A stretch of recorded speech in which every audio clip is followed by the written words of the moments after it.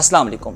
एक मिथ थी कि इसराइल ने अपने दिफाई निज़ाम पे इतना ख़र्चा किया हुआ है या उसने अपना दिफाई निज़ाम इतना मजबूत बनाया हुआ है कि अगर उस पर कोई हमला करता है तो वो हमला कामयाब नहीं होता, क्योंकि उसका दिफाई निज़ाम उस हमले को रोक लेता है। लेकिन ये मिथ सिर्फ मिथ ही साबित हुई, क्योंकि सिचुएशन या सूरत हाल उसके ऑपोजिट है। गंगा जो है वो उल्टी बह रही है, क्योंकि ईरान के ताबड़तोड़ जो हमले हैं वो इसराइल पर जारी हैं और उसके नतीजे में इसराइल में तबाही मची हुई है। चाहे वो इमारतें हों, चाहे वो मुआशी हब हों, चाहे सिहोनियों की हलाकतें हों, चाहे उनके ज़ख्मी होना हो या उनकी मिलिट्री तनसीबात पर हमले हों, हर तरफ आपको इसराइल में तबाही जो है वो मची नज़र आ रही है। साथ साथ चाहे वो सिहोनियों पर लर्जा तारी होना हो या उनका बम शेल्टर में छुपना हो, ये तमाम तर चीज़ें इस चीज़ की अक्कासी करती हैं कि तबाही तो मची है। तो आज हम डिस्कस करेंगे कि इसराइल का दिफाई निज़ाम है क्या, इतना इसके हवाले से धूम क्यों है और इसकी कितनी तय हैं या कितनी टियर्स पर यह मुश्तमिल होता है। इसके अलावा ईरान के जो मिसाइल हैं उन्होंने इस दिफाई निज़ाम को कैसे डॉज दिया, कैसे इससे बच निकले और वहाँ पर अपने निशाने को जो है वो कामयाबी से हिट किया। ये तमाम तर चीज़ें हम आज इस व्लॉग में हम डिस्कस करेंगे। तो सबसे पहले बात कर लेते हैं इसराइल के दिफाई निज़ाम के हवाले से। आपने तो सुना होगा आयरन डोम के हवाले से। आयरन डोम के अलावा भी इसराइल के पास दिफाई निज़ाम मौजूद हैं, लेकिन सबसे पहले हम जो अपनी डिस्कशन का आगाज़ करते हैं वो आयरन डोम से ही कर लेते हैं। आयरन डोम जो है वो अमरीकी और इसराइली डिफेंस कंपनी है रफ़ाइल, ये रफ़ेल नहीं है, रफ़ाइल है। इसने इसको 2011 में तैयार किया था और ये इसमें अच्छी खासी सरमायाकारी अमेरिकन ने भी की और ये काफ़ी महंगा जो है वो दिफाई निज़ाम है। और माहिरीन के मुताबिक इसकी जो कामयाबी की शरह है वो 80% है, लेकिन कंपनी कहती है 90% है और माहिरीन कहते हैं 80% है। मतलब कि अगर आपने 100 मिसाइल दागे हैं तो उसमें से 80 जो मिसाइल हैं ये रोक लेता है, लेकिन जो 20 मिसाइल हैं उसने कहीं और जाके गिरना है। और ये जो इसकी रेंज है वो तकरीबन 4 किलोमीटर से लेकर 70 किलोमीटर तक है। मतलब 4 से 70 किलोमीटर के फासले से कोई चीज़ दागी गई हो तो ये इसको रोक लेता है। और दूसरी बात ये है कि इसके अंदर जो इंटरसेप्टर के अंदर मिसाइल लगता है उस एक मिसाइल की कीमत जो है वो $30,000 है, यानी कि पाकिस्तानी 85,17,246 रुपये बनते हैं। तो अगर एक मिसाइल जो है ईरान की तरफ से आता है और यहाँ से इसराइल की तरफ से एक इंटरसेप्टर से मिसाइल निकलता है उसको रोकने के लिए, तो तकरीबन 85 लाख का ख़र्चा हो जाता है। तो इसराइल को अच्छी तरीके से जो मुआशी नुकसान है वो भी अच्छे तरीके से हो रहा है, अच्छा खासा हो रहा है, इससे आप अंदाज़ा कर सकते हैं। और ये दिफाई निज़ाम इसका हवा बना हुआ था कि ये ऐसे कर लेता है वैसे कर लेता है, क्योंकि हमास ने भी जब इसराइल पर को टारगेट किया था तो ये निज़ाम उस टारगेट को या उन हमलों को रोकने में नाकाम हुआ था। अगरचे 80% इसकी शरह कामयाबी की 80% रोक लेता है, लेकिन जो 20% ऊपर आते हैं या मिसाइलों की अगर एक ज़्यादा रेंज जो है वो हिट कर ली जाए या लॉन्च कर दी जाए तो ये आप कह सकते हैं घबरा जाता है, इंटरसेप्ट करने में नाकाम हो जाता है। 20% मिसाइलों ने कहीं और पर गिरना ही होता है। अब आ जाते हैं जी इसका जो दूसरा सिस्टम है दिफाई निज़ाम, उसको कहते हैं थॉड सिस्टम। थॉड स्टैंड्स फॉर मतलब terminal high altitude area defence system है।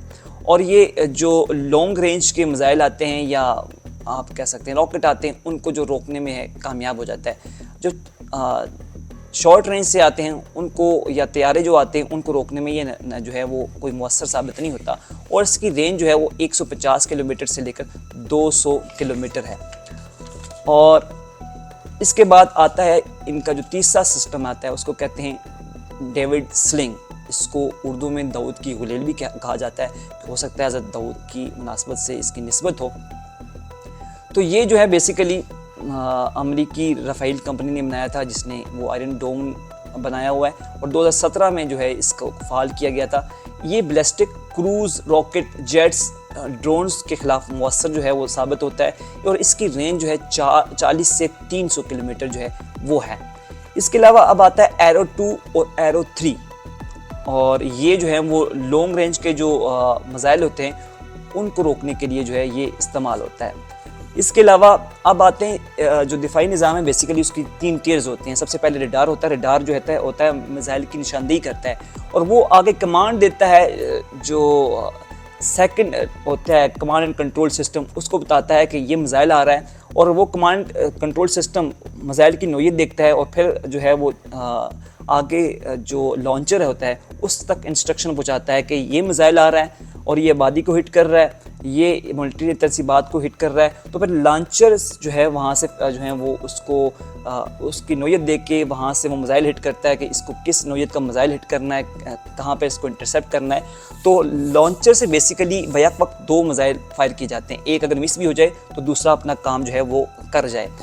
अब इसराइल को थोड़ी ये भी एज हासिल है कि अमेरिका भी उसको की मदद करता है, और जो मिसाइल रोके जाते हैं ईरान की तरफ से जो मिसाइल आए होते हैं वो रोके जाते हैं या उनको इंटरसेप्ट कर लिया जाता है या उनको हवा में फाड़ दिया जाता है। तो वो क्योंकि मशरक़ वस्ता में उसके फ़ौजी अड्डे हैं और ख़लीज अरब में उसके जो है बहरी बेड़े भी हैं, जहाज़ भी हैं, तो वहाँ से भी ईरानी मिसाइल गिराने में वो इसराइल की मदद करता है।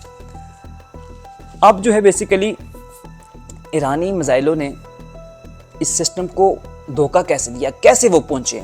तो बेसिकली इंटरसेप्टर जो होता है, जो मिसाइल रोकने के लिए जो है जिसके अंदर मिसाइल लगे होते हैं, उसका ज़ख़ीरा कम होता है। जैसे मैंने कहा था कि उसके अंदर ज़ख़ीरा दोज़ी कम होती है। लेट्स सपोज आपने इंटरसेप्टर के अंदर 20 मिसाइल रखे हैं, तो अगर दूसरा मुल्क 30 मिसाइल दाग ले, वहाँ से 30 मिसाइल हिट हो जाए तो 10 ने तो कहीं और जाके पड़ना है। तो इसकी ज़ख़ीरा अंदोज़ी की कमी की वजह से जो है वो इसकी एक्यूरेसी में जो है वो फ़र्क पड़ता है। तो वहाँ से भी ईरानी मिसाइलों ने जो है वो अपना काम कर दिखाया, क्योंकि ईरान ने बल्क में जो है वो मिसाइल फेंके थे ताकि वो उसको जो दिफाई निज़ाम है या इंटरसेप्टर हैं इसराइल को उनको डोज दे सके।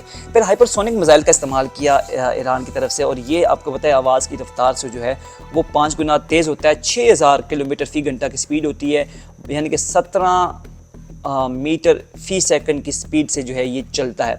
और क्योंकि इसको फ़िज़ा में जो है वो फाड़ना या इंटरसेप्ट करना बहुत जो है मुश्किल काम होता है, क्योंकि इसको रोकने के लिए आपके पास टाइम कम होता है, दिफाई जो रद्द-ए-अमल होता है वो आपके पास कम होता है, तो ये अपना काम कर जाता है। तो यहाँ पर हाइपरसोनिक जो है वो वाफ़िर मकदार में फेंके गए, तो उन्होंने भी अपना काम दिखाया इस सेल की तबाही में।